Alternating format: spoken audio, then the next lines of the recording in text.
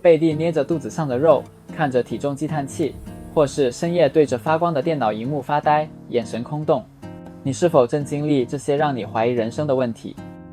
第一，你很难减重，你明明吃得很健康，有规律运动，甚至精确计算每一卡路里，这顿饭多少卡，那顿饭多少卡，但体重计上的数字就像坏掉一样，纹丝不动。第二，你的精力像过山车，白天上班时，你觉得自己像丧尸一样，需要靠咖啡续命，但一到了晚上躺在床上，脑袋却突然叮一声，清醒的要命，思绪停不下来。第三，无效睡眠，不管你睡多久，8小时甚至10小时，醒来时还是觉得身体好沈重，像是被卡车斩过一样。还有，你是不是发现自己免疫力变差了，动不动就感冒，换季就过敏？如果你刚刚频频点头，觉得天啊，这就是我，那么这支影片就是为你准备的救命稻草。今天我们要聊的这本书是索尔克研究所 Salk Institute 顶尖科学家Sachin Panda 博士的重磅著作，用生理时钟养出好健康 The Circadian Code。 这本书彻底颠覆了我对健康的认知。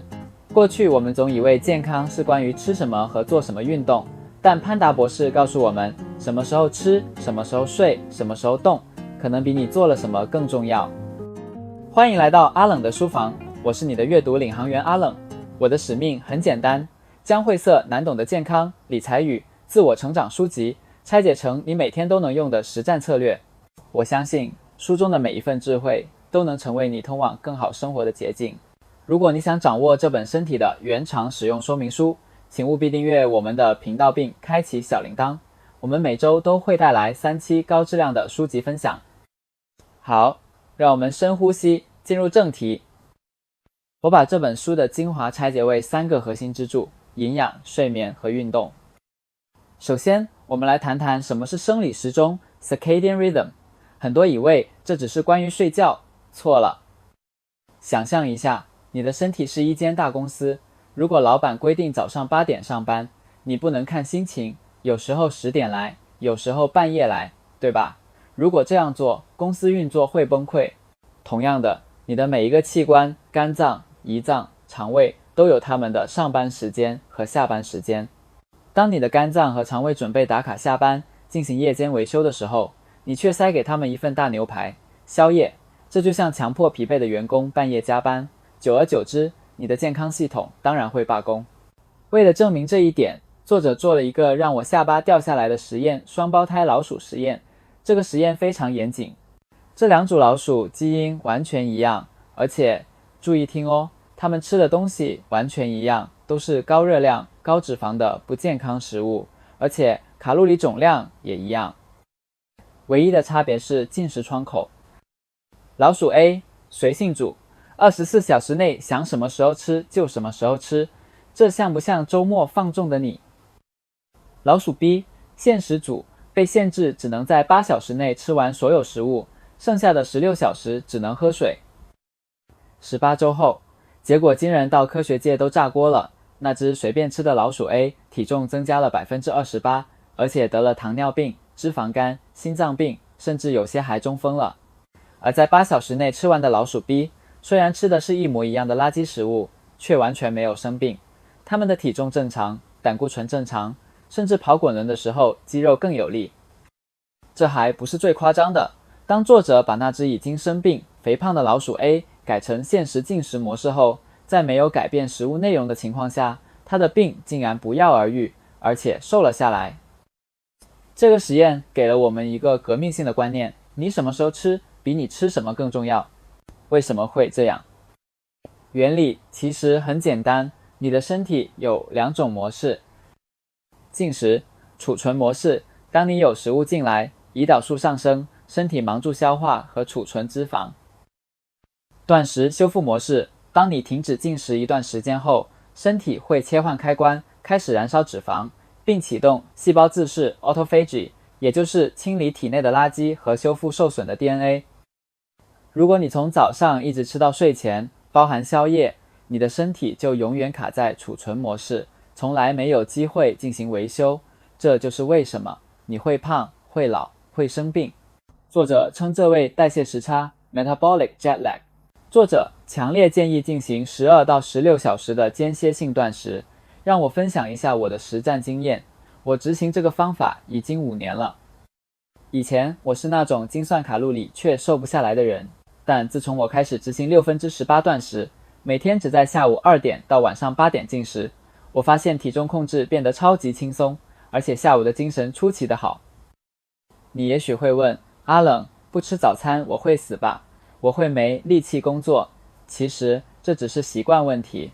原始人在洞穴里刚醒来时，并没有麦当劳早餐，他们必须先去狩猎工作，才有饭吃。从生物学角度，我们的身体其实更是因适度的饥饿，这反而会让大脑更清醒。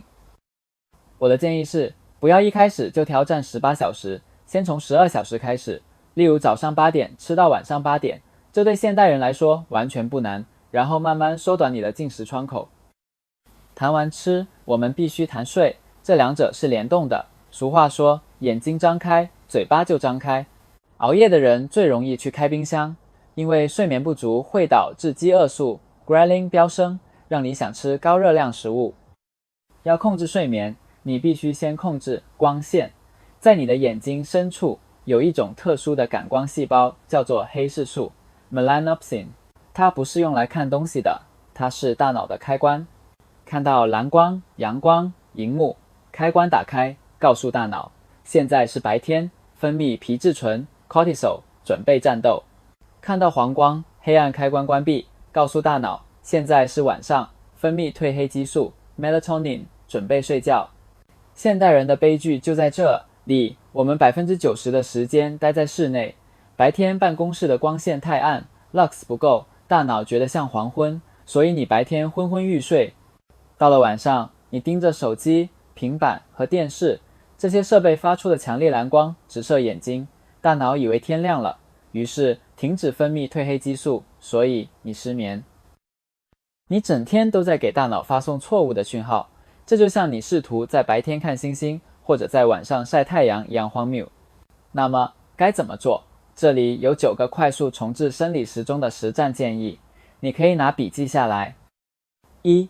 早上晒太阳，最重要，起床后1小时内去户外晒15到30分钟的太阳，这能启动皮质醇，让你白天清醒，并设定好晚上睡觉的倒数计时。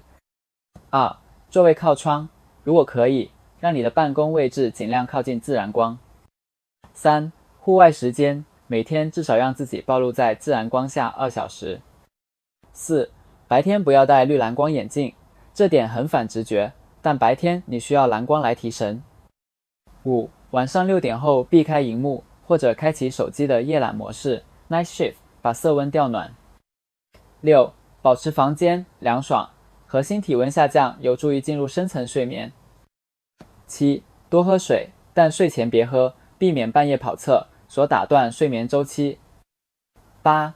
中午过后不喝咖啡，咖啡因的半衰期长达6到8小时，下午的咖啡会毁了你的深度睡眠。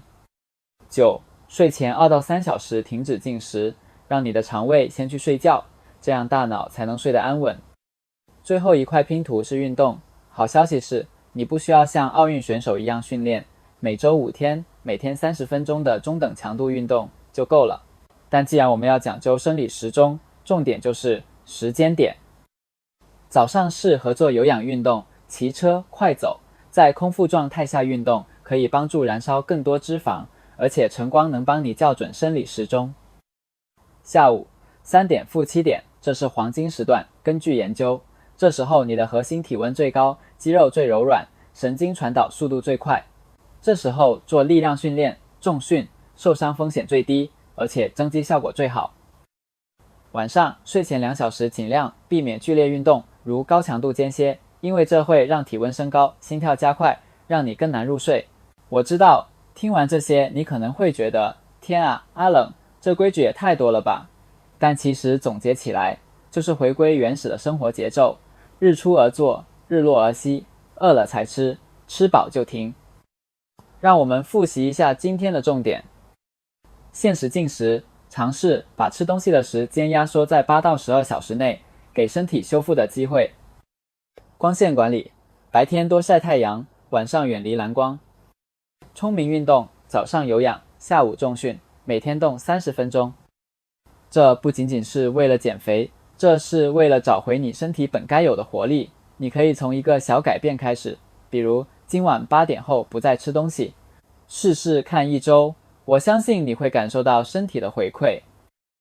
以上内容仅供参考，每个人的身体状况不同，在进行任何剧烈饮食改变或断食前，请务必咨询你的医师。